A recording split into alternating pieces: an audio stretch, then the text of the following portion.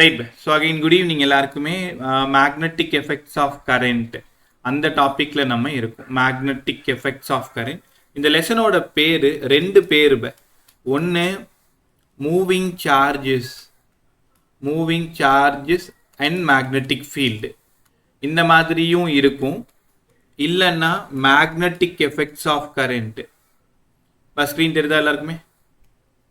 Magnetic effects of current நான் எழுதுறது தெரியல. யாராவது ஒரு சொல்லு பார்க்கும்.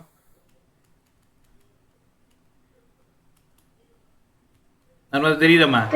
Okay right right. என்னன்னா அன்னைக்கு ஒரு 11th கிளாஸ் ஸ்டார்ட் பண்ணும் பொழுது விண்டோ ஷேர் பண்ணியிருக்கேன். என்டையர் ஸ்க்ரீன் ஷேர் பண்ணால் ஒர்க்கே ஆகலை. 2-3 நாள் அந்த பிரச்சனை இருந்தது. இன்றைக்கி தான் சரியாச்சு. அதான் மட்டும் ஒரு டைம் கன்ஃபார்ம் பண்ணிட்டேன். டாபிக் வந்து moving charges and magnetic field இல்லைன்னா மேக்னெட்டிக் எஃபெக்ட்ஸ் ஆஃப் கரண்ட். இந்த ரெண்டு பேர் எப்படின்னா இங்கே தான் நம்ம மூவிங் சார்ஜஸ் நம்ம ஸ்டார்ட் பண்ணுறோம். ரைட்டா? Moving charges and magnetic field ஒன்றும் இல்லை. ஒரே ஒரு சார்ஜ் சும்மா ஒரு சேர் போட்டு உட்காந்துருக்குன்னு வச்சுக்கோங்களேன். when charge is at rest they produces only electric field. படிங்க. ஒரு சார்ஜ் உங்கள் வீட்டுக்கு வந்து சேர் போட்டு உட்காந்துருக்கு அப்படின்னா அந்த சார்ஜை சுற்றி எலக்ட்ரிக் ஃபீல்டு மட்டும்தான் இருக்கும். அதே சார்ஜ் உங்கள் வீட்டில் ஓட ஆரம்பிச்சிருச்சு அப்படின்னா it produces a magnetic field. அதான் இந்த லெசனே. static charges produces only electric field. moving charges produces electric field அங்கே இருக்கும், magnetic field அங்கே இருக்கும். produces magnetic field. magnetic fieldனா உனக்கு நல்லா தெரியும். சின்ன புள்ளையிலே நீங்கள் மேக்னெட் வச்சு விளாண்டுருப்பீங்க. the space around the magnet is called as magnetic field. அந்த மேக்னெட்டிக் ஃபீல்டு பார் மேக்னெட்ல இருந்து மட்டும் வராது. ஒரு கண்டக்டர் வழியா கரண்ட் போனாலும் அதை சுற்றி மேக்னெட்டிக் ஃபீல்டு வரும். இது சொன்னவர் யார் தெரியுமா? வயர்ஸ்டெட். அவர் என்ன சொல்றாருன்னா when a current flows through the conductor around the conductor magnetic field is inducedனா ப்ரொடியூஸ் ஆகுதுன்னு அர்த்தம். அப்ப இந்த லெசனோட ஹீரோ யாரு சார்? இவன் தான் இந்த லெசனோட ஹீரோ. எல்லாரும் இவனுக்கு ஒரு ஹை சொல்லிடலாம். பி. ஸோ பி வந்து மேக்னெட்டிக் ஃபீல்டு. முதல்ல ஒரு லெசனுக்குள்ளார நம்ம என்டர் ஆகிறோம்னா அந்த லெசனோட ஹீரோ யாருன்னு தெரிஞ்சுக்கணும். அவன் எப்படி பட்டவன்னு தெரிஞ்சுக்கணும். இவன் ஸ்கேலாரா வெக்டாரா, இவனுக்கு டைரக்ஷன் இருக்கா இல்லையா, சொல் பேச்சு கேட்பானா கேட்க மாட்டானா, இவ்வளோ விஷயம். So magnetic field it has a direction. என் கூடவே படிச்சுட்டு வந்துடுங்க. Vector quantity.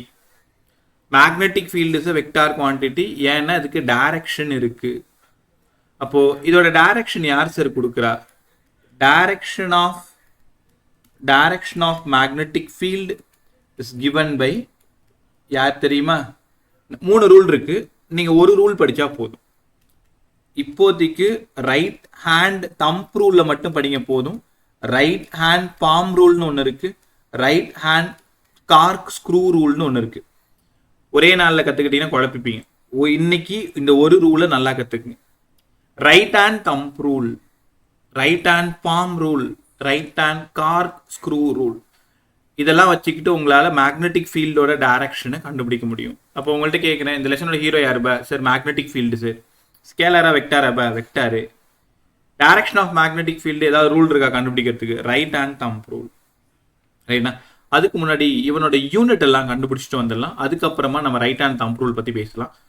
இன்னைக்கு கிளாஸ் ஒருவேளை எங்கேயாவது புரியலன்னா நிறுத்திடு. சரி எனக்கு புரியல, இன்னொரு டைம் கற்றுக் கொடுங்கன்னு வாயை திறந்து கேளு. டைரக்ஷன் கற்றுக்கல இந்த லெசன் நீ படிக்கவே வேணாம். டைரக்ஷன் கற்றுக்கிட்டாதான் இந்த லெசன் உள்ளாரே உனக்கு போக முடியும். உன் கேட் அப்போ தான் திறக்கும். ரைட். முதல்ல இதோட யூனிட்ஸ் கற்றுக்கலாமா? யூனிட் ஆஃப் பி என்னென்னலாம் இருக்குது? இந்த லெசனோட பாதியில் இந்த மாதிரி ஒரு ஈக்குவேஷன் படிப்பீங்க. இந்த லெசனோட பாதியில் அநேகமாக ஃப்ரைடே அன்னைக்கு கிளாஸில் இதை படிப்பீங்க. F = BQV. அப்போ பி தான் வேணும். யூனிட் ஆஃப் பி வேணும்னா F/QV. அழகாக கற்றுக்கோ. ஃபோர்ஸுக்கு ஒரு நியூட்டன் சார், சார்ஜுக்கு ஒரு coulomb, velocity metre per second. இது இல்லாமல் இன்னும் கொஞ்சம் கூட மாற்றி எழுதிக்கோ. வேணும்னா நியூட்டன் செகண்ட் மேலே போயிடும், கூலும் மீட்டர் இங்கே வந்துடும். இப்படியும் எழுதிக்கோ. இல்லைன்னா newton second coulomb inverse metre இன்வர்ஸ்னு எழுதிக்கோ. இல்லை நீங்கள் இன்னும் கொஞ்சம் கூட புத்திசாலித்தனமாக யோசிச்சு இந்த கூலுமையும் செகண்டையும் ஒன்றா எழுதிக்கிட்டு மீட்டர் போட்டுக்கோ. கூலும் பெர் செகண்ட் தான் உங்களுக்கு தெரியும் கரண்ட்டு, ஆம்பியர். அப்போ newton per ampere metre, newton ampere per -1 metre inverse. அந்த நேரத்தில் ஸ்மார்ட்டாக ஒர்க் பண்ணி என்ன ஆப்ஷனில் இருக்கோ அதுக்கு தகுந்த மாதிரி டிக் பண்ணிக்கணும். So B equal to F/QV. இந்த ஆப்ஷனும் அங்கே இருக்கலாம், இந்த ஆப்ஷனும் அங்கே இருக்கலாம். யூனிட் ஆஃப் மேக்னெட்டிக் ஃபீல்டு, இது ஃபஸ்ட்டு யூனிட்டு.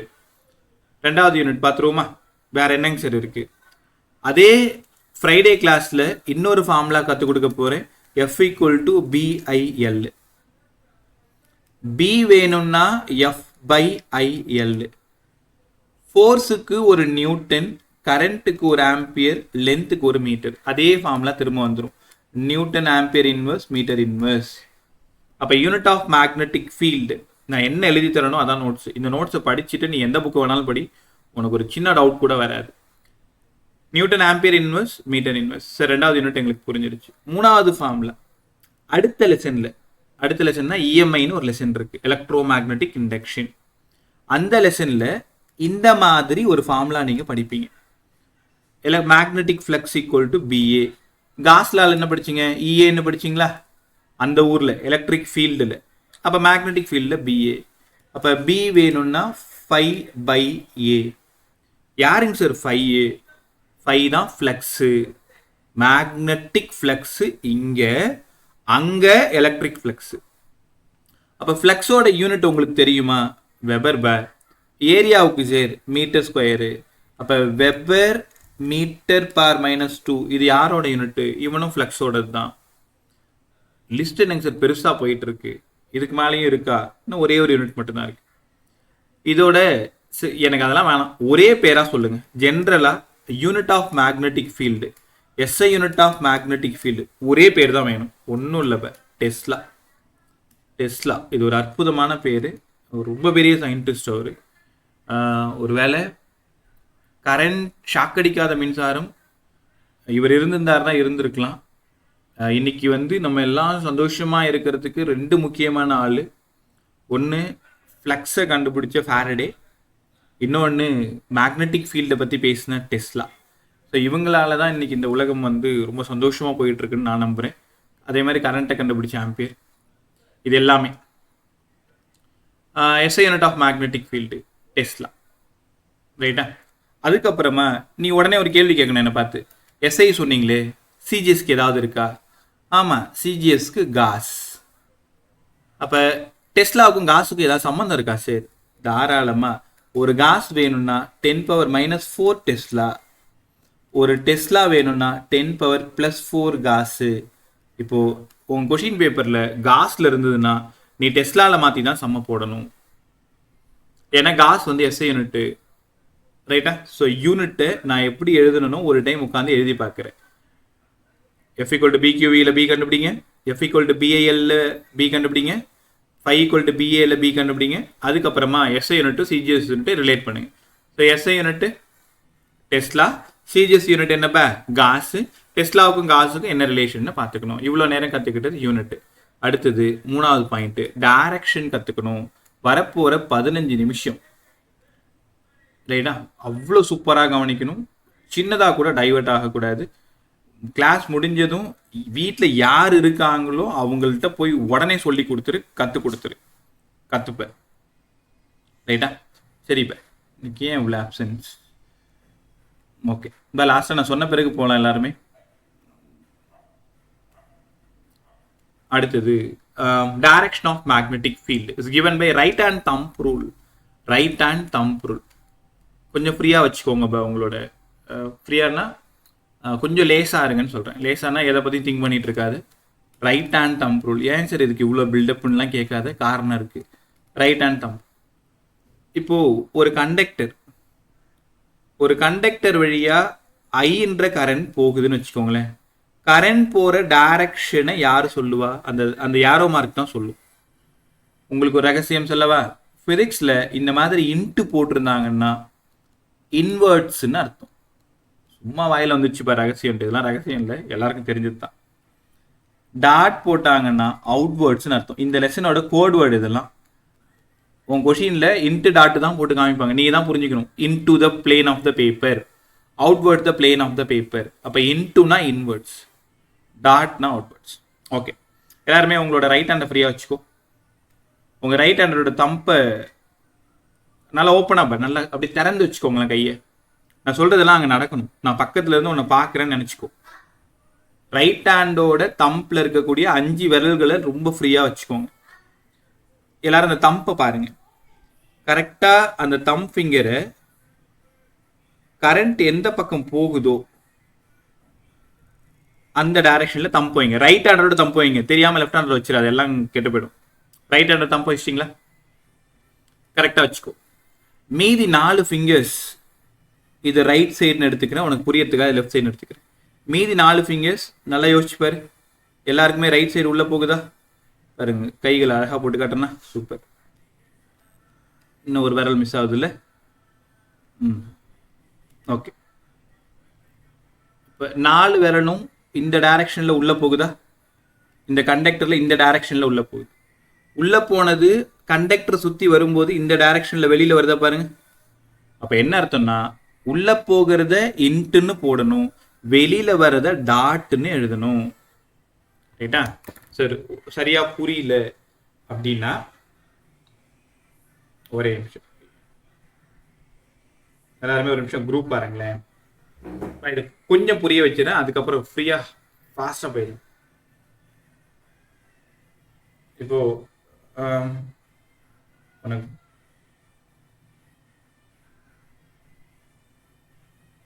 போட்டோ பாருங்க. குரூப்ல போட்டோ போட்டிருக்கேன். கரண்ட் போற டைரக்ஷன்ல தம்பை பிளேஸ் பண்ணியிருக்கேன்.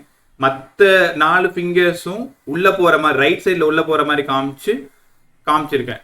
வெளில வர மாதிரி காமிக்கல. அப்படியே போயிட்டு அந்த கண்டக்டரை சுத்தி வெளியில வரணும்.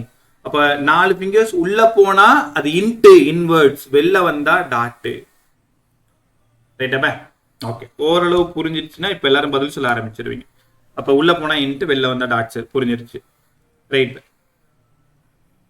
யார் வேணாலும் சொல்லலாம். இனிமேல் 10 நிமிஷம் கொஸ்டின் அண்ட் ஆன்சர் மாதிரி போயிட்டு இருக்கும். கரண்ட் இந்த பக்கம் போகுது. இது 1ஆம் நம்பர், இது 2ஆம் நம்பர். யாராவது சொல்லுங்க. 1ஆம் நம்பர்ல direction of current int a tata? இங்க 1ல வாயை திறந்து பேசு, ஜாலியா பேசு, தப்பு பண்ணா பரவாயில்ல. சொல்லுமா. 1ல இன்ட்டு, சூப்பரா சொல்லிட்டீங்க. அப்ப 2ல டாட். உங்கள்கிட்ட பிடிச்ச விஷயம் இதுதான். ஒரு வார்த்தை சொன்னா டக்குன்னு பிடிச்சிக்கிறீங்க. அப்போ தம்பு இங்க இருக்குங்க சார், தம்பு இங்க இருக்கு. மற்ற 4 ஃபிங்கர்ஸும் இது வழியா உள்ள போயிட்டு அந்த பக்கம் வழியா வெளில வந்துடுது, அந்த பக்கம் வழியா வெளில வந்துடுது. அப்போ உள்ள போனா இன்ட்டு, வெளில வந்தா டாட்டு. ரைட்டா? ஸோ கேம் நல்லா இருக்கா? டக்கு டக்குன்னு வாங்க பார்க்கும். ஐ இங்க போகுது. இது 1ஆம் நம்பர், இது 2ஆம் நம்பர். டக்குன்னு சொல்லுங்க. 1ஆம் நம்பர்ல என்ன? இன்ட்டு. பிரமாதம். 2ஆம் நம்பர்ல டாட். டவுட். Okay, super. அடுத்தது ஒரு ஸ்கொயர் வழியா கரண்ட் போயிட்டு இருக்கு. கேர்ஃபுல்லா கவனி எல்லாருமே. ஐ கரண்டோட டைரக்ஷன் பார்த்துக்கோங்க. ஐ கரண்டோட டைரக்ஷன் பார்த்துக்கோங்க. நான் ஒரு புள்ளி வைக்கிறேன்ல, அந்த இடத்துல கரெக்டா சொல்லு. Int a tata? அவுட்வர்ட்னு ஒரு பதில். வேற எல்லாருமே டாட். வேற டாட்ஸ். சூப்பர், கலக்கிட்டீங்க போங்க. அப்ப இந்த இடத்துல டாட், அவுட்வர்ட்ஸ். ஏன்னா எங்க வேணாலும் தம்பு வச்சுக்கோ. இங்க தம்பு வச்சிங்கன்னா இந்த 4 ஃபிங்கர்ஸ் இங்க உள்ள போயிட்டு அந்த டாட் வழியா வெளியில வருது. அதே மாதிரி இங்க தம்பை வச்சிங்கன்னா 4 ஃபிங்கர்ஸ் இங்க உள்ள போயிட்டு இந்த இது வழியா வெளில வருது. ஒருவேளை இங்க தம்பை வச்சிங்கன்னா அந்த பக்கம் உள்ள போயிட்டு இங்க வெளில வருது. இங்க தம்பை வச்சிங்கன்னா இன்ட்டு டாட். சூப்பரா சொல்லிட்டீங்க எல்லாருமே. ரைட். அடுத்தது அப்படி இந்த கொஸ்டின் ஆன்சர் சொல்லிட்டு போங்க. கரெக்டா இந்த பாயிண்ட்ல டைரக்ஷன் ஆஃப் மேக்னெட்டிக் ஃபீல்ட் இன்டா டாட்டா?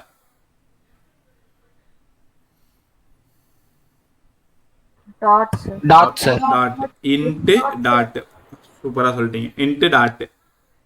அடுத்தது ஐ கரண்ட் போயிட்டு இருக்கு. 1ஆம் நம்பர்ல, 2ஆம் நம்பர்ல, 3ஆம் நம்பர்ல. யாரா சொல்லுங்க. 1ஆம் நம்பர்ல இன்டா டாட்டா?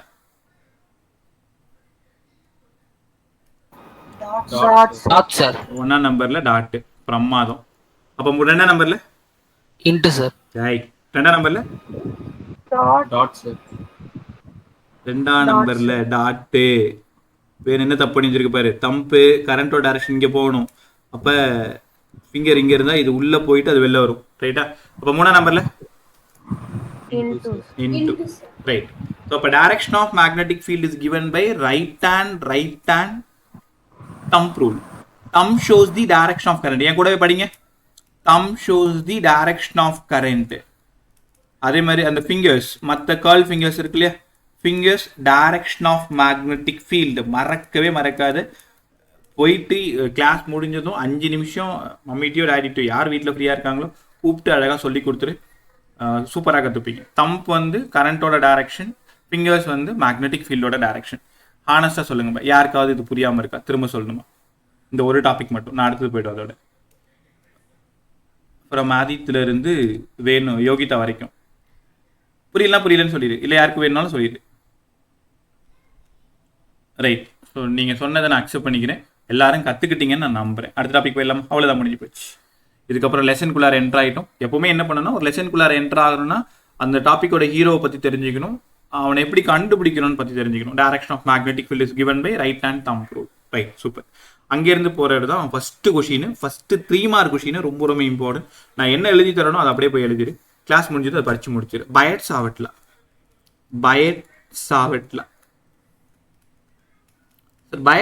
என்ன சொல்லுது? பயட் அண்ட் சாவட் 2 பேர், அவங்க 2 பேர். ஸோ அவங்க என்ன சொல்கிறாங்கன்னா, கரண்ட் ஒரு கண்டக்டர் வழியாக போகும் பொழுது அதை சுற்றி மேக்னெட்டிக் ஃபீல்டு எவ்வளோ வரும்னு கண்டுபிடிக்க போகிறாங்க. இப்போ நீங்கள் பண்ணது தான். இவ்வளோ நேரம் என்ன பண்ணீங்க? கரண்ட் போனால் மேக்னெட்டிக் ஃபீல்டு வரும், அந்த மேக்னெட்டிக் ஃபீல்டோட டைரக்ஷனை கண்டுபிடிச்சிங்க. இப்போ எவ்வளோ மேக்னெட்டிக் ஃபீல்டு வரும் அப்படின்னு கண்டுபிடிக்க போகிறீங்க. அதை சொன்னது தான் பயட் அண்ட் சாவட். பார்த்துருமா? இங்கே பாருங்க, இது ஒரு ஸ்ட்ரெயிட் வயர், ஒரு வயர் இந்த வயருக்கு XYன்னு பேர் கொடுத்துருங்க. இதோட சென்டர் தான் O. இதோ இருக்கு பாருங்க, O. இங்கேருந்து R டிஸ்டன்ஸில் ஒரு பாயிண்ட்டை கன்சிடர் பண்ணுறேன் P. இந்த கண்டக்டரில் I கரண்ட்டு கீழே இருந்து மேலே போகிற மாதிரியும் காமிச்சிக்கோ, இல்லை மேலேருந்து கீழே வர மாதிரியும் காமிச்சிக்கோ, அது உன் விருப்பம் தான். ஆனால் I காமிச்சிங்கன்னா பாயிண்ட் Pயில் மேக்னெட்டிக் ஃபீல்டு சொல்லணும். இப்போ உனக்கான நேரம். கரண்ட் கீழே இருந்து மேலே போகுது, பாயிண்ட் Pயில் டைரக்ஷன் ஆஃப் மேக்னெட்டிக் ஃபீல்டு இன்டா டாட்டா, டக்குன்னு சொல்லு. இன்ட்டு. அவ்வளோதான், இன்ட்டு. சூப்பர்.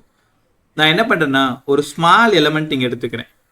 இந்த ஸ்மால் எலமெண்ட்டுக்கு பேர் வைக்கிறேன் A, இன்னொன்று B. ஸ்மால் எலமெண்ட்னா அந்த XYன்ற கண்டக்டரில் சின்னதாக ஒரு பீஸு.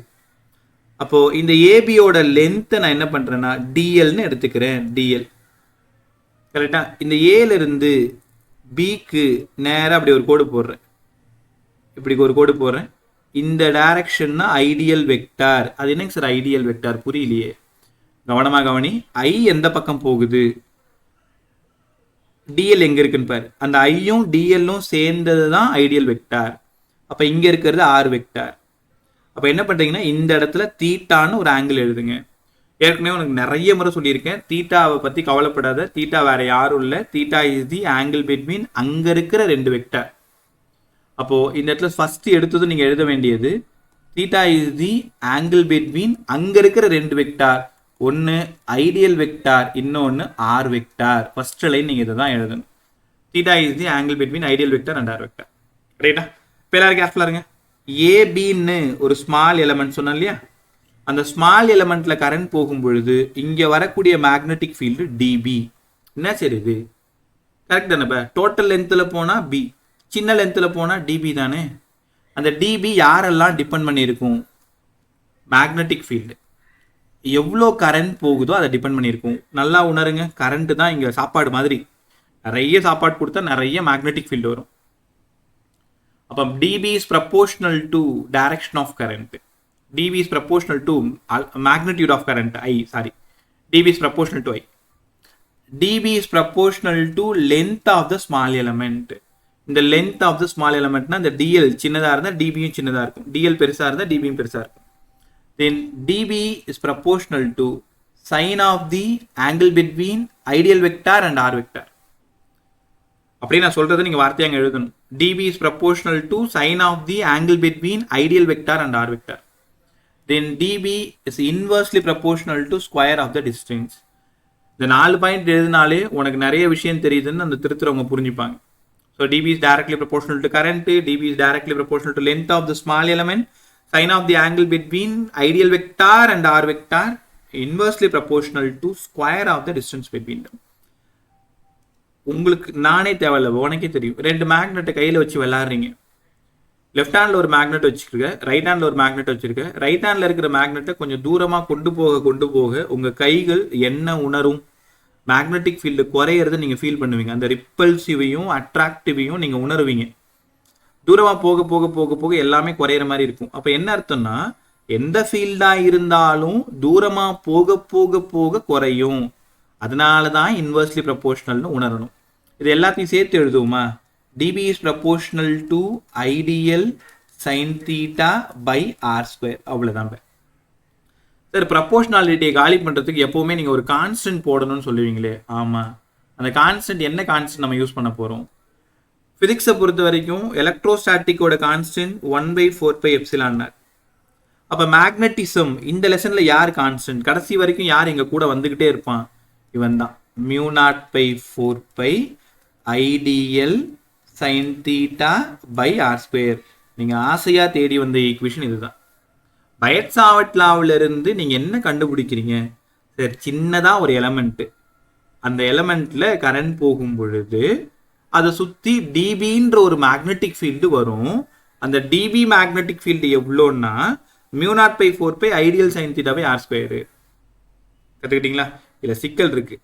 2021 கேட்ட ஒரு நீட் கொஸ்டின். டிபி இது வெக்டார் ஃபார்மில் சொன்னாங்க. அப்போ இதை எப்படி வெக்டார் ஃபார்மில் சொல்கிறேன்றது கவனிங்க. In vector form dB vector equal to μ0/4π I dl. எப்பெல்லாம் சைன் தீட்டாவை நீங்கள் பார்க்குறீங்களோ அப்பெல்லாம் நீங்கள் கிராஸ் போடணும். எப்பெல்லாம் காஸ் தீட்டாவை பார்க்குறீங்களோ அப்பெல்லாம் டாட் போடணும். ஏன்னா cos scalar product, cross vector product. I dl vector இங்கே ஒரு ஆர் கேப் போட்டுக்கணும் by r square. R cap unit வெக்டார்னு தெரியும். திரும்பவும் சொல்கிறேன், நீ தப்பு பண்ணுற இடம் இங்கே தான். கேப் இருந்தால் கண்டிப்பாக கீழே ஸ்கொயர் தான் இருக்கணும். ஆர் கேப்புக்கு ஆர் வெக்டார் பை ஆர்னு எழுதலாம்.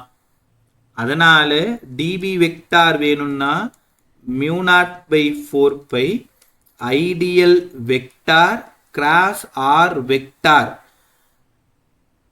கீழே என்னங்க சார் வரணும்? கீழே ஒரு ஆர் வேற இருக்கா? r³ ஆப்ஷனில் மாற்றி வச்சிருப்பான், மாட்டிக்காத. அப்போ மேலே கேப் இருந்தால் கீழே ஸ்கொயர் இருக்கணும், மேலே வெக்டார் இருந்தால் கீழே கியூப் இருக்கணும். Direction of magnetic field acts into the, நீங்கள் எக்ஸாமில் எழுதும் பொழுது into the plane of the paper. இப்போ நான் உனக்கு சொல்லி தரும்போது into the plane of the மொபைலாக இருக்கலாம், பிளேன் ஆஃப் த லேப்டாப்பாக இருக்கலாம், இல்லை டேபாக இருக்கலாம். நீங்கள் எதில் கவனிக்கிறீங்களோ அதுக்குள்ளார, அதாவது கரண்ட்டு கீழே இருந்து மேலே போகுது. அப்போ மேக்னெட்டிக் ஃபீல்டு இன்வேர்ட். அதே மேலேருந்து கீழே வந்தால் அவுட்வேர்ட். நீங்கள் அந்த பாயிண்ட் எங்கே இருக்கோ அதை பொறுத்து நீங்கள் சொல்லணும். இந்த இன்வேர்ட் வரைக்கும் நீங்கள் எழுதணும். ஸோ எழுதிட்டீங்கன்னா சூப்பராக 3 மார்க் கொஷின் இது. ஸோ பயட்-சாவர்ட்டில் கற்றுக்கலாமா? டயக்ராம் போடணும். XY is a small conductor, அதில் டிஎல்ன்ற ஒரு ஸ்மால் எலமெண்ட், ஆரிஜின்லேருந்து ஆர் டிஸ்டன்ஸில் consider a point P. I dl வெக்டாருக்கும் ஆர் வெக்டாருக்குமான angle theta. Small magnetic field dB is directly proportional to amount of current, length of the small element, sine of the angle between ideal vector and r vector inversely proportional to square of the distance between them. எல்லாத்தையுமே சேர்த்து எழுதுறீங்க. Right சைடில் ஒரு constant போடுறீங்க. அந்த constant தான் μ0/4π. இவ்வளோ சொன்னீங்களே சார், அந்த μ0 யாருன்னு சொல்லவே இல்லையே. எங்களுக்கு புதுசு தானே அது. ஆமாம்ப, நான் தான் மறந்துட்டேன். எப்சிலான் நாட் பெர்மிட்டிவிட்டி, μ0 அப்படின்னா பெர்மியபிலிட்டி. எலக்ட்ரோமேக்னெட்டிக் வேவ் போகும்போது, அதாவது 5th லெசன் போகும்போது இவனை பற்றி நம்ம டீட்டெயிலாக படிக்கலாம். இப்போதைக்கு μ0 பெர்மியபிலிட்டி, நாட் போட்டிருக்கிறதுனால ஃப்ரீ ஸ்பேஸு. அதே மியூ போட்டிங்கன்னா பெர்மியபிலிட்டி ஆஃப் மீடியம். கற்றுக்கிட்டீங்களா? இவனுக்கு ஏதாவது வேல்யூ இருக்கா சார்? 4π × 10⁻⁻7, 4π × 10⁻⁻7. கொஞ்ச நேரத்துக்கு முன்னாடி நீங்கள் μ0/4πன்னு பார்த்தீங்க. நான் உங்களுக்கு ஒரு ஐடியா சொல்லவா? இந்த ஃபார்முலாவில் நீங்கள் ப்ராப்ளம் சால்வ் பண்ணும் பொழுது டைரெக்டாக இந்த μ0/4πக்கு பதிலாக 10⁻⁻7 எழுதிக்கலாம். அது உனக்கே தெரியும், இது ஒரு பெரிய விஷயம் இல்லை, கண்டுபிடிச்சிருப்பேன். சரி, மேலே ஒரு 10⁻⁻7 4π போயிடுச்சுன்னா 10⁻⁻7. இனிமேல் ப்ராப்ளம் சால்விங்கில் μ0/4π × 10⁻⁻7 சப்ஸ்டியூட் பண்ணிட்டு இருக்காது. எங்கே போனாலும் μ0/4πன்னு ஒன்றா தான் வரும். அப்போ μ0/4π இருக்கிற இடத்துல 10⁻⁻7 சப்ஸ்டியூட் பண்ணிட்டா வேலை கொஞ்சம் குறையும்னு சொல்கிறேன், வேற ஒன்றும் இல்லை. ரைட்டா, நல்லா கற்றுக்கிட்டியா? ரைட், யாருக்கா திரும்ப சொல்லுமா? டவுட்ல இல்லை? சரிப்பா, அடுத்த கொஷின் ஒரு 5 mark question. Magnetic field due to infinite long straight wire. Magnetic field due to infinite long straight wire. Okay,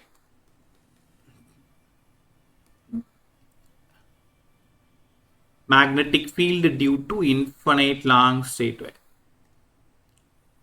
அடுத்த 5 மார்க் கொஷின். இதில் தான் நிறைய வேலை இருக்கு. இப்போ இந்த 3 நாளில் half of the lesson complete பண்ணிடும். அடுத்த வாரத்தில் இந்த லெசன் முடிச்சு கொடுத்துறேன். அன்னன்னைக்கு அனுப்புகிற சம்மை மட்டும் அப்பப்போ சால்வ் பண்ணி பார்த்துக்கோ. ரொம்ப பெருசாக கஷ்டப்படாது, ஜாலியாக படிச்சுட்டு போயிட்டே இருக்கலாம். Right, magnetic field due to infinite long straight wire. முதல்ல கொஷினை புரிஞ்சுக்கோங்க.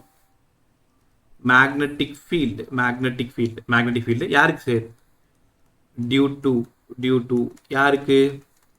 இன்ஃபனைட் லாங், இல்லை இப்போதைக்கு இன்ஃபனைட் வேணாம், லாங் ஸ்ட்ரெயிட் வயர். இன்ஃபனைட் தனி case. Long current carrying, current போகிற வயரு, சும்மா இருக்கிற வயர் இல்லை, long current carrying straight wire.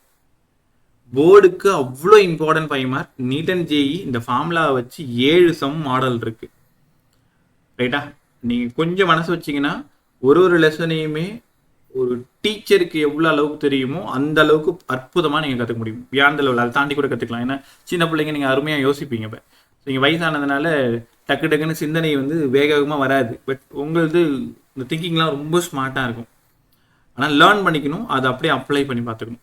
Magnetic field due to infinite long current carrying straight wire. நான் ஒரு டெரிவேஷன் போடுறேன், 5 நிமிஷம் ஆகும் டெரிவேஷனுக்கு. அப்படி பொறுமையாக பார்த்துக்கிட்டே நான் என்ன டெரிவேஷன் போடுறேனோ அதை அப்படியே போய் எக்ஸாமில் எழுதிக்கோ.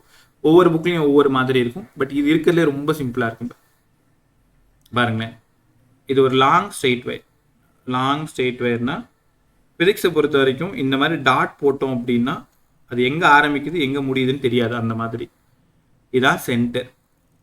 சென்டர்லேருந்து ஏ டிஸ்டன்ஸில், காதில் வாங்க, நான் ஆர் யூஸ் பண்ணல, ஏ டிஸ்டன்ஸில் ஒரு பாயிண்ட் எடுத்துருக்கிறேன். அந்த பாயிண்ட் தான் பி.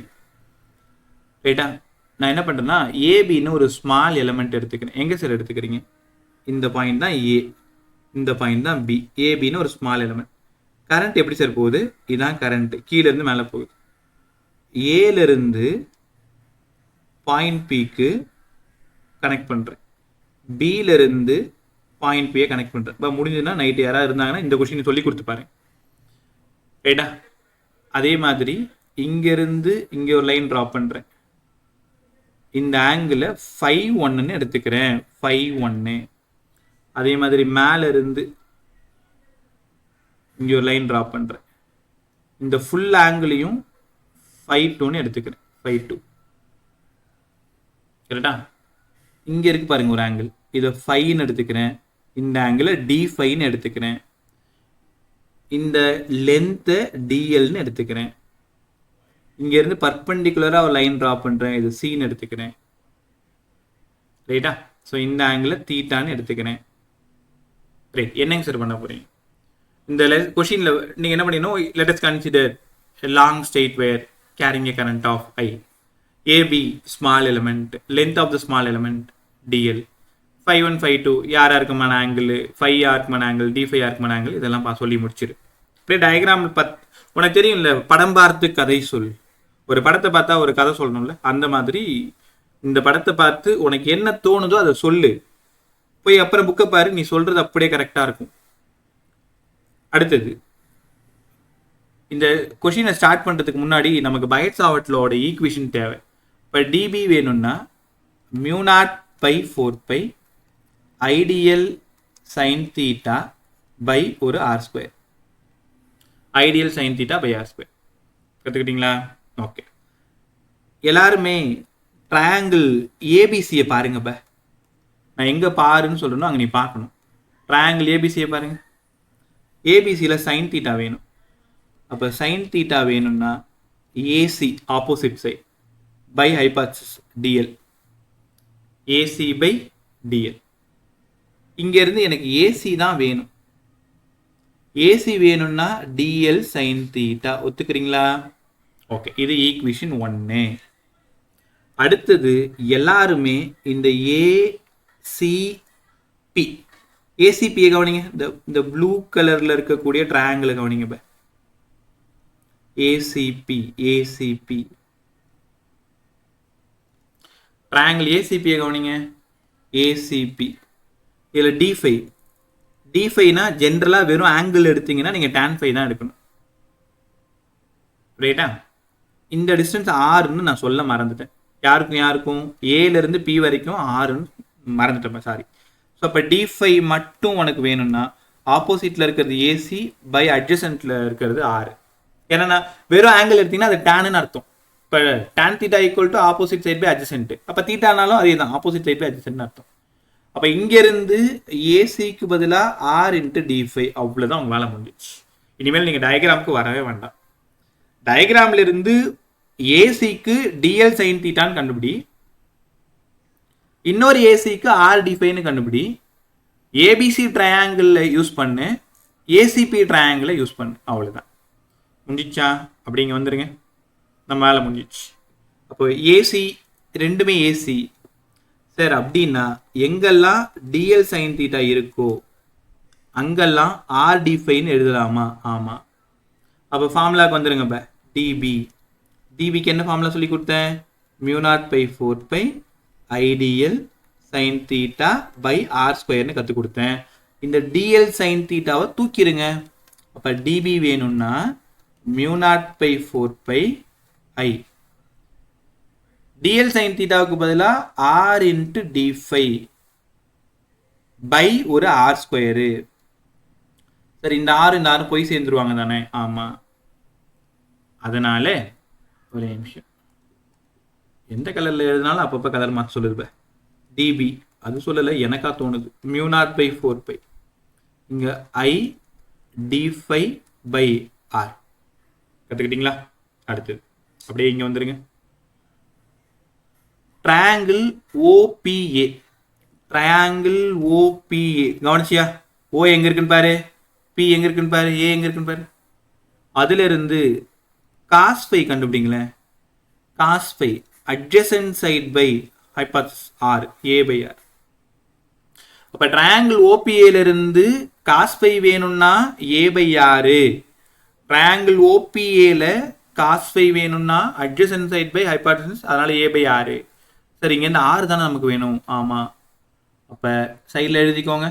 cos5 வேணும்னா a by r, r வேணும்னா a by cos5.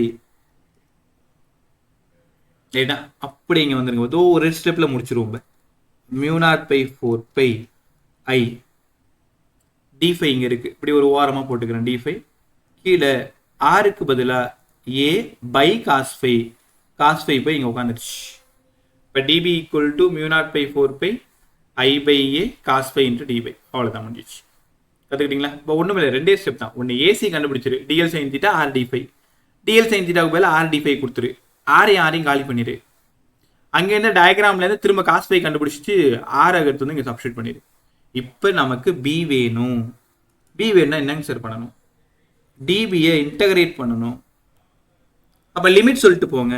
எக்ஸ் ஆக்சிஸ்க்கு கீழே இருக்கிறதுனால -5(1), மேலே இருக்கிறதுனால 5(2). உங்களால் உணர முடியுதா? லிமிட் ஏன் 5(1 5(2) போட்டேன்? கீழே இருக்கிற angle 5(1), below the X axis negative, above the X axis 5(2). அப்போ 5(1க்கு -5(1) 5(2), அவ்வளோதான். சப்ஸ்டியூட் பண்ணுங்க, கொஞ்சம் ஹெல்ப் பண்ணுங்க. So -5(1) 5(2).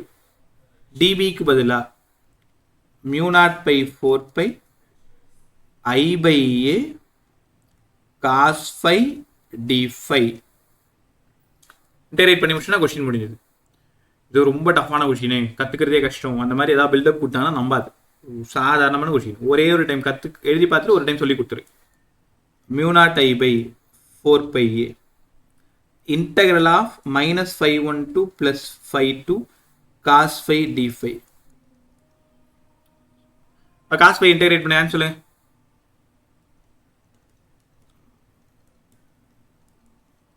By integral of cos theta. Sine தீட்டாவா மைனஸ் சைன் தீட்டாவா? Minus sine theta. சூப்பராக சொன்னீங்க. Sine phi limit 5(1) to 5(2). ரைட்டா? ஏன்னா தெரியாமல் இன்டெக்ரல் ஆஃப் காசு சைனுன்னு போட்டால் சைன் எல்லாம் மாற்றி தொலைச்சிரும். ஃபைனலாக நீங்கள் ஆசையாக தேடி வந்த ஈக்குவேஷன் μ0i/4πa மைனஸ் சைன் 5(2).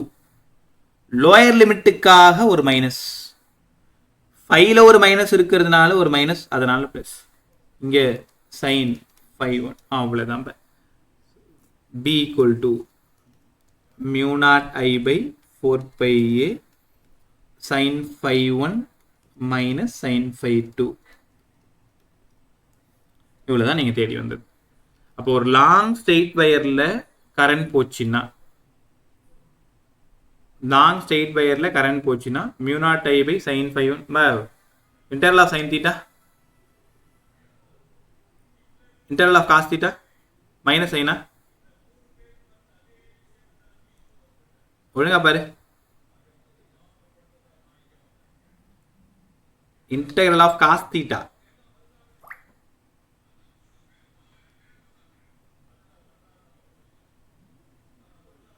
பதில் சொல்லு.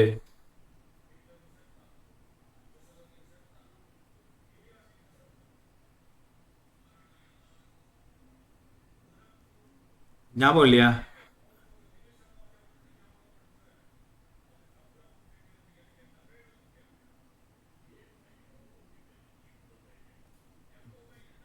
யாரோ நம்ம தான் தப்பு பண்ணிட்டோம். Integral of cos theta sine theta, ஏன்னா ஃபார்முலாவில் ப்ளஸ் வரணும். அது மாறும் பொழுதே நம்ம என்ன தப்பு பண்ணியிருக்கோன்னு தெரியுது. ஒழுங்காக ஃபார்முலாலாம் படிச்சுக்கோ. இன்டெக்ரல் ஆஃப் காஸ் தீட்டா வெறும் sine theta, integral of sine தான் மைனஸ் காஸ். நானும் அது தெரியாமல் டக்குன்னு போட்டேன். ஸோ என்னோட தப்பும் கூட இருக்குது. இது எப்பயுமே இது குழப்பிக்கிற விஷயம் தான். எப்படியாவது ஞாபகம் வச்சுக்கோ. இன்டெக்ரல் ஆஃப் சைன் தான் மைனஸ் காசு, இன்டெக்ரல் ஆஃப் காசு வெறும் சைனு. ரைட்டா? அதனால் தப்பு பண்ணாது. அப்போது sin 5(2) அப்பர் லிமிட் sin 5(2). இன்னொரு விஷயம், லோயர் லிமிட்டுக்காக ஒரு மைனஸ், இங்கே ஒரு மைனஸ், அதனால இது ப்ளஸ் கரெக்ட் தான். அப்போ sin 5(1) + sin 5(2). ஏன்னா ஆன்சர் போடும்போது தெரிஞ்சிடும்ல இந்த ஈக்குவேஷன் எத்தனை ஆயிரம் முறை சொல்லி கொடுத்துருக்கு. இந்த ஈக்குவேஷனில் அது தப்பு மாதிரி தெரியுதுன்னு கவனிச்சா அதுக்கப்புறம் தான் தெரியுது நம்ம என்ன பண்ணியிருக்கோம். காசு இன்டர்வல் ஆஃப் காசை வந்து மைனஸ் சைனுன்னு தப்பாக ட்ரை பண்ணியிருக்கோம். ரைட்டா? சரிப்பா. ஸோ அது போகட்டும், விட்டுரு. இன்டெக்ரல் ஆஃப் காஸ் வெறும் sign, upper limit lower limit போட்டிங்கன்னா μ0i/4πa sin 5(1) + sin 5(2)ன்னு சூப்பராக கற்றுக்கணும். ரைட், நான் ஒரு டைம் மேலேருந்து காமிக்கிறேன். எந்த இடத்துல புரியலன்னு மட்டும் பார்த்துக்கிட்டே வா. சைலண்ட்டாக இருக்கேன், அப்படி ஜஸ்ட் பார்த்துக்கிட்டே வா. டயக்ராம் பார்த்துக்க. மெயின் ஈக்குவேஷன் 1ஆம் நம்பர் பார்த்துட்டியா? ட்ரையாங்கிள் ஏபிசியிலேருந்து சைன் தீட்டா கண்டுபிடி. டக்குன்னு பாரு, நான் சொல்ல சொல்ல அப்படியே உங்கள் கண்கள் அதை ஃபுல்லாக தேடணும். ஏசிபியிலேருந்து d5 கண்டுபிடி. ஏசி/r ரெண்டு ஏசியும் ஒன்றா ஈக்குவேட் பண்ணிக்கும். ஃபார்முலாவில் இருக்கக்கூடிய dl sin தீட்டாவுக்கு பதிலாக r/d5 சப்ஸ்டியூட் பண்ணிக்கும். ஆரை காலி பண்ணிடு. திரும்ப டயக்ராமுக்கு போயிட்டு cos phi = a/r கண்டுபிடிச்சிட்டு வந்துரு. அங்கேருந்து ஆருக்கு பதிலாக a/cos phi எடுத்துகிட்டு வந்து இங்கே சப்ஸ்டியூட் பண்ணி cos phi மேலே கொண்டு போயிடு. டிபியை இன்டெகிரேட் பண்ணால் உங்களுக்கு b கிடச்சிரும்ல. எல்லாத்தையும் காமனாக இருக்கிற டேர்ம் தூக்கி வெளில போட்டு cos phi மட்டும் இன்டெகிரேட் பண்ணுங்க. Plus sin phi upper limit போடுங்க, லோயர் லிமிட் போடுங்க. ஃபைனலாக ஒரு லாங் ஸ்ட்ரெயிட் வயர் வழியாக கரண்ட் போச்சுன்னா μ0i/4πa sin 5(1) + sin 5(2). μ0i/4πa sin 5(1) + sin 5(2). நல்லா படிச்சிட்டிங்களா? இனிமேல் இன்னைக்கும் நாளைக்கும் இந்த ஒரு ஃபார்முலா தான் நமக்கு ஹீரோ. இவனை வச்சுக்கிட்டு தான் நாளைக்கு ஃபுல்லாக நம்ம ட்ராவல் பண்ண போகிறோம். அப்புறம் தான் சர்க்குலர் காயில் வரும். இப்போதைக்கு ஸ்ட்ரெயிட் வயரில் நமக்கு 6-7 கண்டிஷன் இருக்குது. பார்த்துருவோமா? கேஸ் 1 ஃபார்முலா ஒரு டைம் படிங்க. இப்போ ஒரு 2 டைம் திரும்ப படி. ஒரு லாங் ஸ்ட்ரெயிட் வயர் எங்கே ஆரம்பிக்குது எங்கே முடியுதுன்னே தெரியாது. அந்த லாங் ஸ்ட்ரெயிட் வயர் வழியாக கரண்ட் போகும் பொழுது பர்பண்டிகுலராக ஏதோ ஒரு டிஸ்டன்ஸில் magnetic ஃபீல்டுக்கான formula μ0i/4πa sin 5(1) + sin 5(2). ரைட்டா? இப்போ கண்டிஷன் கவனிக்கிறீங்களா? இப்போ கேஸ் 1 கவனமாக கவனி. கேஸ் 1 ஒருவேளை இது இன்ஃபனைட்டாக இருந்தால் என்ன சார் அர்த்தம்? அந்த ஒயர் வந்து இன்ஃபனைட்டாக இருந்தால் என்ன அர்த்தம்? இன்ஃபனைட்னா குழப்பிக்காது. இங்கே பாருங்களேன், இந்த கண்டக்டர் எங்கே ஆரம்பிக்குது எங்கே முடியலன்னு தெரியல. நம்ம கண்டுபிடிச்சது இவ்வளோ நேரம் லாங்கு தான் கண்டுபிடிச்சோம். கரெக்டாக இன்ஃபனைட்னா இந்த 5-1 பாருங்களேன் 90. எப்போவுமே மறந்துடாத, இன்ஃபனைட்டுன்னு வந்துச்சுனாலே 5-1 5-2 90. 8-10. 5-1 5-2 90. 5-1 = 90, 5-2 = 90. ஏன் சார் இந்த வயர் எங்கே ஆரம்பிக்குது எங்கே முடியுதுன்னே தெரியாது இல்லைப்பா. அப்போ இந்த லைன் பாருங்களேன், ஆக்சுவலாக இந்த லைன் இங்கே இருந்தது, ஃபைனைட்டாக இருந்தால் இங்கே இருக்கும், அது இன்ஃபினைட்டாக இருந்தால் இது இப்படி நகர்ந்துக்கிட்டே இருக்கும், இது நகர்ந்துகிட்டே இருக்கும், இது எங்கே போகுதுன்னே தெரியாது. 5-1 5-2 90 இருந்தா இந்த ஃபார்முலா என்ன ஆகும்? மறுபடியும் உங்களுக்காக ஃபார்முலா எழுதுன பாருங்க. μ0I/4πa இங்கேருந்து sin 5-1 sin 90 sin 5-2 sin 90 1 + 1 2, அதனால் அந்த 2 இந்த 2 போயிடுச்சு. கடைசியாக μ0I/2πa. எவ்வளோ இம்பார்ட்டன்ட் தெரியுமா அந்த ஃபார்முலா? இன்ஃபனைட் லாங் ஸ்ட்ரெயிட் வயர்னு வந்துடுச்சுனாலே μ0I/2πa. உங்களுக்கு ஒரு விஷயம் தெரியுமா, இந்த மெயின் ஃபார்முலா எங்கேயுமே யூஸ் ஆகாது. ப்ராப்ளம் சால்விங்கில் சொல்கிறேன். ஒருவேளை 5-1 5-2 கொடுத்தாதான் யூஸ் ஆகும். ஒருவேளை அவங்க இன்ஃபனைட் சொல்லிட்டா, இன்ஃபனைட், ஒரே நிமிஷம்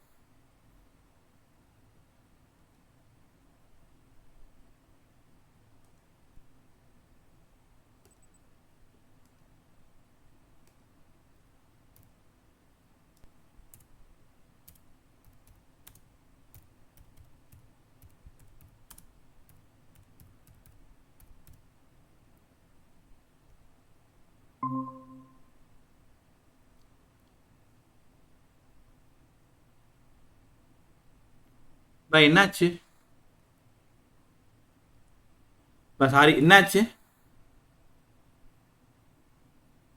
வேணும் என்ன பாச்சு வேறு என்னாச்சு சார்? திடீர்னு வாய்ஸ் கேட்கல, அப்புறம் கட் ஆயிடுச்சு சார். அதுவே எவ்வளோ நேரமா? ஒரு 5 minutes இருக்கும் சார்.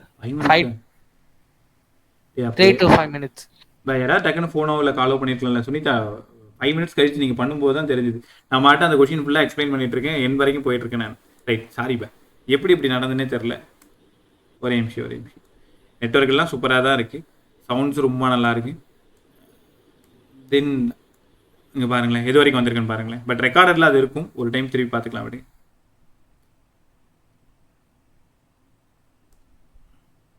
எங்கே இருக்கும் பொழுது விட்டுது யாரா சொல்லுங்க. எந்த இடத்துல ரொம்ப கட் ஆயிடுச்சு சார்? அந்த cos integral of cos. Interval of cos இவ்வளோ நேரமாவா? Yes sir. பாவிக்கலாம், ஒரு 4-5 நிமிஷமா இருந்திருக்கீங்க, சொல்லியிருக்கணும்ல டக்குன்னு. அந்த மாதிரி ஏதாவது ஆச்சுன்னா என் பக்கத்துலேயே தான் ஃபோன் இருக்கு, அது அப்படி ஆக மாட்டேங்குது. எப்பயாவது ஒரு டைம் அந்த மாதிரி ஆயிடுது. சரி நான் திரும்பி டீச் பண்ணிட்டோம், இந்த ஒரு கொஸ்டின் மட்டும். இது வரைக்கும் ஓகே தானே? திருப்பி அதுக்கப்புறம் நான் ரிவிஷன்லாம் வேற பண்ணேன், நான் மேலேருந்து கீழே வரைக்கும். இன்டெக்ரல் ஆஃப் காஸ் ஏற்கனவே ஒரு தப்பு பண்ணியிருக்கோம். இன்டெக்ரல் ஆஃப் காஸ் தான் மைனஸ் சைனுன்னு போட்டோம். இன்டெக்ரல் ஆஃப் காஸ் தீட்டா வெறும் சைன் தீட்டா, இன்டெக்ரல் ஆஃப் காசு வெறும் சைன் 5. இப்போ அப்பர் லிமிட்டு 5-2, லோயர் லிமிட் போகிறதுக்கு, ஆக்சுவலாக லோயர் லிமிட் போகிறதுக்கு ஒரு மைனஸ், இந்த 5-1ல் அதனால அது ஒரு மைனஸ். அப்போ minus of minus plus. Screen தெரியுது எல்லாருக்கும்? Yes sir. ரைட். அப்போ மைனஸ் ஆஃப் மைனஸ் ப்ளஸ்ன்னு ஆகிப்போச்சு. sin 5-1 + sin 5-2. அப்போ b = μ0I/4πa sin 5-1 + sin 5-2. ஆக்சுவலாக இந்த கொஸ்டினோட ஃபைனல் ஈக்குவேஷன் இதுதான். நான் என்ன பண்ணேன்னா அதுக்கப்புறம் மேலேருந்து திரும்ப ஒரு டைம் புதுசாக மறுபடியும் ஒரு டைம் ஃபாஸ்ட்டாக ரிவைஸ் பண்ணிவிட்டு அதுக்கப்புறம் கேஸ்க்கு வரைக்கும் போயிட்டுருக்கு. யாருமே இல்லாத கடைக்கு டீ ஆற்றிட்டு இருந்திருக்கு கிட்டத்தட்ட 5 நிமிஷமாக. நீங்களும் அதை சொல்லாமல் அப்படியே அமைதியாக இருந்திருக்கீங்க இல்லை? சரி டெக்னிக்கல் மிஸ்டேக். நீங்கள் என்ன பண்ணுவீங்க? அது சொல்லியிருக்கணும்ல. கேஸ் 1 பேசிடுவோமா? முதல்ல ஃபார்மில் ஒரு நிமிஷம் படி எல்லாரும். Infinite long straight wire formula படிங்க. μ0I/4πa sin 5-1 + sin 5-2. μ0I/4πa sin 5-1 + sin 5-2. சொல்லுமா சார்? ஒரு தடவை திருப்பி எக்ஸ்பிளைன் பண்றீங்களா சார்? AC = RD5, அதுல இருந்து அப்புறம் இன்டகிரேஷன் முன்னாடி வரும். சரிம்மா, டக்குன்னு பார்த்துருவோமா? ஒருவேளை சரியா புரியாதவங்க இருந்தால் மறுபடியும் ஒரு டைம் பார்த்துக்கும். ரொம்ப இம்பார்ட்டன்ட் 5 மார்க்கு, தவிர்க்க முடியாத 5 மார்க், அதனால கற்றுக்கிறது தப்பு இல்லை. இப்போ ஃபஸ்ட்டு எடுத்ததும் பயட்-சாவர்ட்டோட ஈக்குவேஷன் எழுதிருங்க. μ0/4π ஐடியல் sin θ/r². டயக்ராம்ல இருந்து ட்ரையாங்கிள் ஏபிசியை பாரு எல்லாருமே. ட்ரையாங்கிள் ஏபிசியை பாரு. sin θ கண்டுபிடிங்க. AC/dl, opposite side by hypothesis. அதுக்கப்புறம் இங்கே ACP ஏசிபியில் d5 வேணும்னா AC by R, opposite side by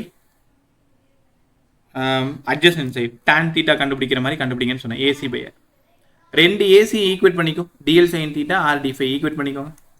ஃபார்முலாவில் இருக்கக்கூடிய டிஎல் சைன் தீட்டாவுக்கு பதிலாக ஆர் டி ஃபைவ் சப்ஸ்டியூட் பண்ணிக்கோ. ஆர் ஆர் கேன்சல் பண்ணிடுங்க. Then mu naught by 4 by I d5 by R. இது வரைக்கும் கிளியர் தானே? இங்கே இருக்க நான். அதுக்கப்புறமா டயக்ராமில் காஸ் பை கண்டுபிடிக்கணும். காஸ் பை வேணும்னா அட்ஜசன்ட் சைட் பை ஹைபார்சஸ் தெரியும், ஏ பை ஆர்னு காஸ் பை கண்டுபிடிச்சிக்கோங்க. ரைட்டில் எழுதியிருக்கேன் பாருங்க. இந்த ஆருக்கு பதிலாக இந்த ஏ பை காஸ் பையை சப்ஸ்டியூட் பண்ணுங்க. அதனால mu naught by 4 by I cos phi d5 by A. ஏன்னா ஆருக்கு பதிலாக என்ன பண்ணியிருக்கீங்க? ஏ பை காஸ் பை மேலே போயிடுச்சு. இப்போ பி வேணும்னா இன்டெகிரேட் பண்ணணும். காமன் டேர்மை தூக்கி வெளில போட்டுருங்க. Mu not I by 4 by A. Cos பையை மட்டும் இன்டெகிரேட் பண்ண போகிறோம். அப்போ காஸ் பை இன்டெகிரேட் பண்ணால் ப்ளஸ் சைன் ஃபை, மறந்துடாத. தெரியாமல் மைனஸ் போட்டதுனால தான் லாஸ்ட்டாக ஆன்சர் நமக்கு மைனஸ் வந்துச்சு. பட் இனிமேல் தப்பு பண்ணக்கூடாது. காஸ் ஃபை இன்டெகிரேட் பண்ணால் sine phi. Appar limit lower limit 5 கீழே -5. அப்பர் லிமிட்டை சப்ஸ்டியூட் பண்ணும் பொழுது 5 லோயர் லிமிட்டுக்கு ஆக்சுவலாக ஒரு மைனஸ், இந்த 5 ஒரு மைனஸ், அதனால ப்ளஸ். கடைசியாக தேடி வந்தது mu not I by 4 by A sine 5 plus sine 5 sine 5 plus sine 5. ரைட்டா? இது ஒரு லாங் ஸ்ட்ரெயிட் வயரோட ஜென்ரல் ஈக்குவேஷன். கவனமாக கவனி. Long straight wire, long straight wire. இன்ஃபனைட்னு சொல்லக்கூடாது. இன்ஃபனைட்னா அது வேற கேஸ். லாங் ஸ்ட்ரெயிட் வயர் பார்த்துருவோமா? கேஸ் 1 நான் மறுபடியும் புதுசாக சொல்லி தரவா?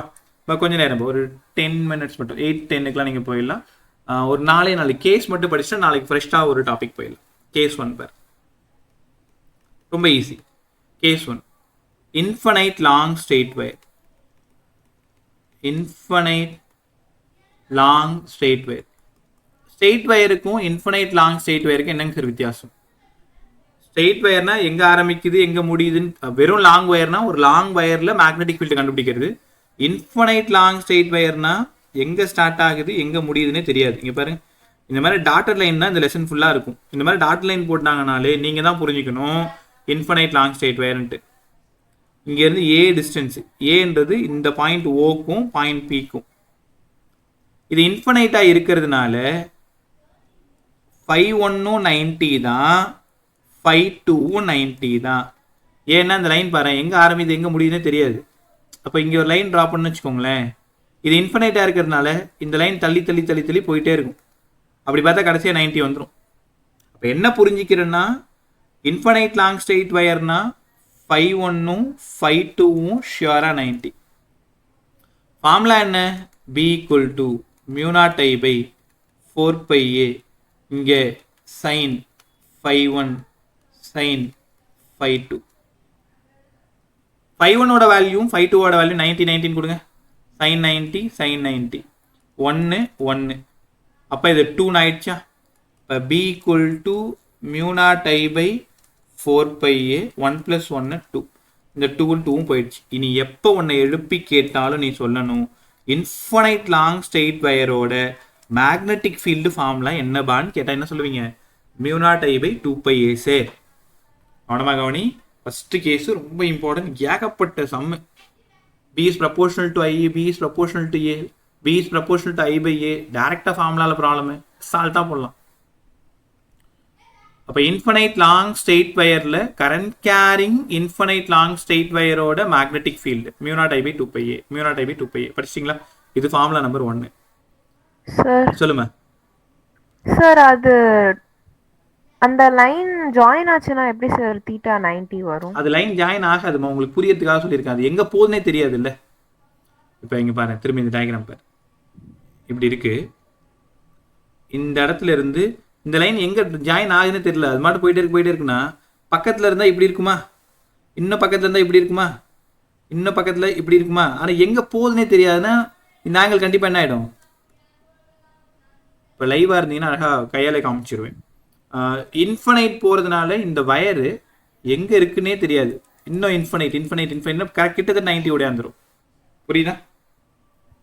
Okay sir. இப்போ இந்த இங்கே இருக்கு பாருமா, இந்த ரவுண்ட் போடுறல அந்த டாட்டர் லைன் வந்து ஒரு வேளை வானத்து அளவுக்கு இருக்குன்னு வச்சுக்கேன் ஒரு பேஜுக்கு. இப்போ இங்கேருந்து நீ ஒரு லைன் ட்ரா பண்ண எப்படி ட்ரா பண்ணும்? ஸ்ட்ரெயிட்டாக தான் காமிக்கிற மாதிரி தானே இருக்கும். எஸ். அப்போ ஆங்கிள் 90.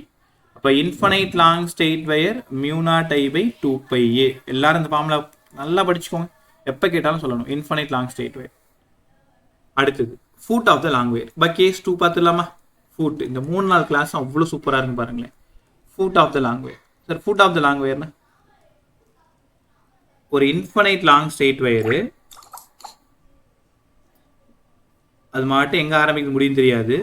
ஒரு வயரோட கரெக்டாக ஃபுட்டில் இந்த இடத்துல மேக்னெட்டிக் ஃபீல்டு வேணும். போன கேஸு கரெக்டாக சென்டரில். இந்த கேஸ் பாருங்களேன், ஒரு வயர் இருக்குது, அந்த வயரோட டாப் மேலே இருக்கிறது எங்கே போய் முடியுதுன்னே தெரியாது, ஆனால் பாட்டம் உங்கள் கையில் தான் இருக்குது. அப்போ இந்த இடத்துல மேக்னெட்டிக் ஃபீல்டு வேணும். பார்த்ததுமே கண்டுபிடிச்சிருப்பீங்க சார் 5-2 மட்டும்தான் 90, 5-1 அதே இடத்துல இருக்கிறதுனால 0. சூப்பரா? அப்போ ஃபுட் ஆஃப் த லாங் வயர்னா மெயின் ஃபார்முலா பாரு, μ0I/4πa. Actual formula sin 5-1 sin 5-2. 5-1க்கு 0, 5-2க்கு 90. ஸோ ஃபைனலாக μ0I/4πa. அப்போ foot of the long wire கொஸ்டினை படிங்க. ஒரு வயரோட எண்டில் ஃபுட்டில், இப்போ நீ தான் ஒரு இன்ஃபனைட் லாங் ஸ்ட்ரெயிட் வயர்னா உன்னோட பாதத்துக்கு நேராக மேக்னெட்டிக் ஃபீல்டு எவ்வளோ? μ0I/4πa. கரெக்டாக சென்டரில் கேட்டால் μ0I/2πa. ரைட்டா? இப்போ உனக்கு ஒரு டவுட் வரும், சார் ஒருவேளை செமி இன்ஃபனைட்டாக இருந்தால் என்னங்க சார் பண்ணுறது? செமி இன்ஃபனைட் கேஸ் நம்பர் 3 அவ்வளோதான், லாஸ்ட் கேஸ் முடிச்சது. நீங்கள் போயிட்டே இருக்கலாம். செமி இன்ஃபனைட்டாக இருந்தால், செமி இன்ஃபனைட்னா ஒரு கேஸ் இன்ஃபினிட்டி, மேலே இருக்கிறது எங்கே போகுதுன்னே தெரியாது, பட் கீழே இருக்கிற வயர் பாருங்க ஃபைனைட்டு. இந்த வயர் ஃபைனைட், அதாவது 5-1 வந்து ஏதோ ஒரு ஆங்கிள் இருக்குது தீட்டா, 5-2 கண்டிப்பாக 90. எங்கே ஆரம்பிக்குது எங்கே முடியுது தெரியாது. செமி இன்ஃபனைட்டாக இருந்தால் நம்ம என்னங்க சார் பண்ணுறது? b = μ0I/4πa sin 5-1க்கு பதிலாக தீட்டா, 90க்கு பதிலாக 1. உனக்கு ஃபார்முலா தெரியுன்றதுனால டேரெக்டாக எழுதிட்டேன். sin 90 + sin θ 1 + sin θ. So 25% of lesson நம்ம எடுத்துருக்கோம் இந்த ஒரே கிளாஸில். இது குட்டி குட்டியாக தான் இருக்கும் இந்த லெசனு. ஆனால் டெரிவேஷன் நிறைய பார்த்து வந்துட்டு இருக்கும், ஃபார்முலா கொஞ்சம் கொச்சன்னு எக்கச்சக்கமாக வரும். அப்படியே ஒரு புத்துலேருந்து ஈசல் வர்ற மாதிரி அங்கங்கே குட்டி குட்டி ஃபார்முலா வந்துட்டு இருக்கும். ஆனால் மெயின் ஃபார்முலா ஒன்றா தான் இருக்கும். ரைட்டா? ஸோ ஒரு ஃபைனல் ரிவிஷன் பார்த்துருமா? So magnetic field is a vector. Direction of magnetic field is given by right hand thumb rule.